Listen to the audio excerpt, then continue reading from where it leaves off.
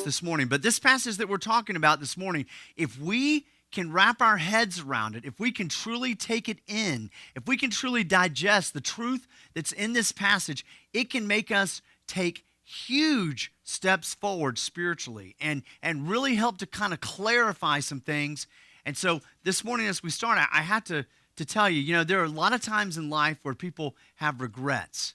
And most of the regrets that people have in life are because they kind of settled for less.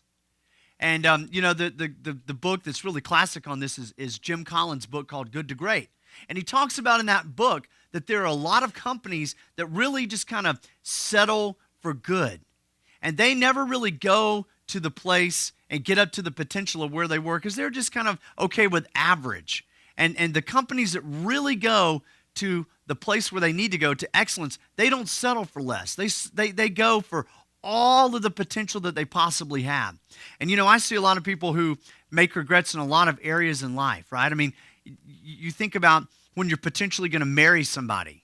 And you think about that, yes, you're all excited about that and you've fallen in love and you're thinking about getting married, but you don't think 20 years down the road, all of the emotionally charged decisions you've had to make and all of the difficult aging decisions of parents and the financial decisions that where you've almost have completely gone into the pit and you've had to kind of come out of that, or the struggles with health or all of the things that are diapers and bottles and dirty dishes and boring days together, okay? And so when you think about that decision, the last thing you should do, if you know what the Bible says, that someone who is a Christian, someone who is spiritually growing, should never be matched up with somebody who's not.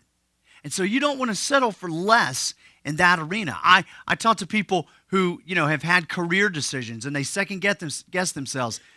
Should we have moved to LA or should we have stayed in Dallas? And some people have regrets about that. Should I have stayed at the small company or gone to the big company where I really don't feel like I kind of, match the culture or kind of don't sort of match and go up to the standards that they're expecting, right? And so there's also decisions in financially. I sit down with people and they're like, man, I just so regret that financial decision. We should have never gotten into that business decision. We should have never put our money there. We should have been content. That's what I hear a lot, right? We should have never made the purchase. We should have never taken the trip, whatever it is.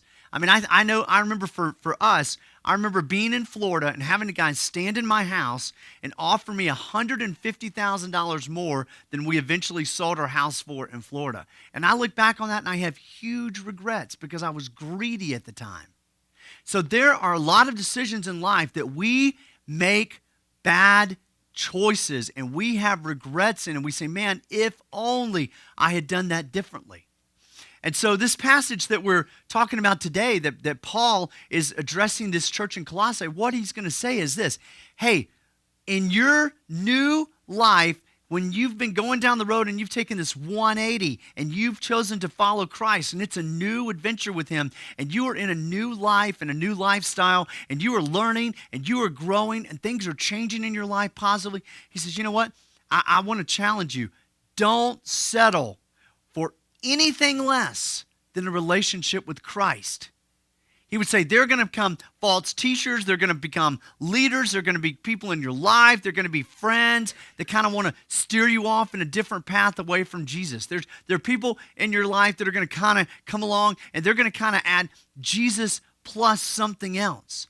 And what he says, and he says it very clearly actually in Colossians 2:8 at the beginning of chapter 2, and he says this, he says, see to it that no one, no person, no human, no leader, no pastor, no friend, no parent, see to it that no one holds you captive through hollow and deceptive philosophy, right? So that's like satanic stuff. That's like man-made stuff. That's like we humans love to make our own religion. We love to kind of paint God for who he isn't because we want him to be who we think he is. He says, see to that nobody takes you captive. The word captive there literally means let nobody come and let you be the bounty or let you be the loot in a military battle. Don't let them come and capture you from one side of the battle and take you to the other.